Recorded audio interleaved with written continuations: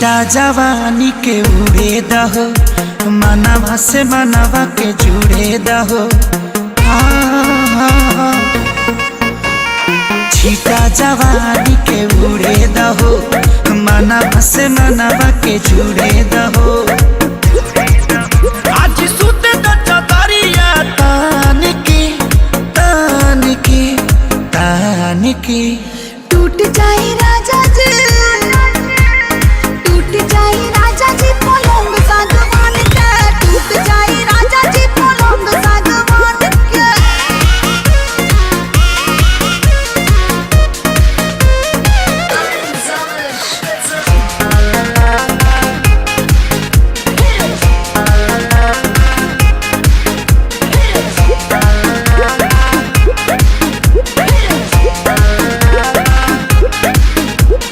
छुए द बदन की देखो न कटन की, चदर बिछा देहनी।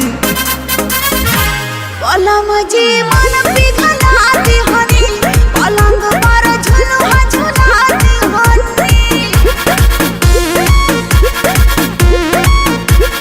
छुए द बदन की देखो न कटन की, चदर बिछा देहनी।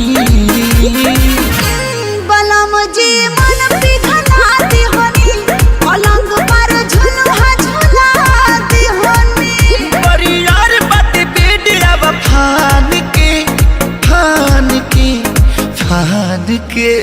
टूट जाए राजा जी,